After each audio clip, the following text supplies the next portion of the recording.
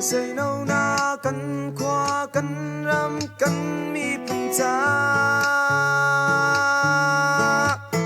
rừng mùi bao cha kan in bi sun mi na nan si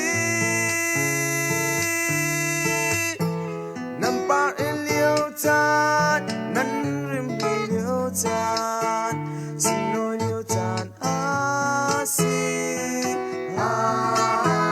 mai lấy phun tung tu cam lâu chung cha sút tung ban tuk in điêu đi ngờ si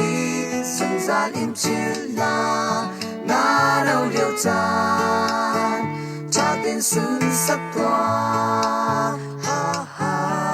cá lâu tục ri tí chan a si tí lâu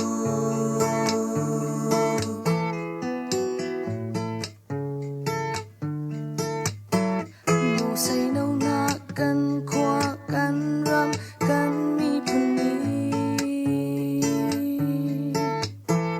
ning chal sar in lor mi le chon san mi nan si chal ya ni nu bang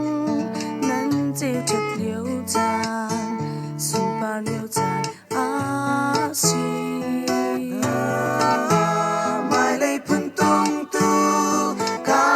chung cha sút tung ban tuk in điêu đi ngờ si sông ra im chiên la ngã lâu liêu chan cha tên xuân sắc tỏa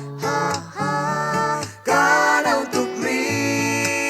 tí chan a si tí lâu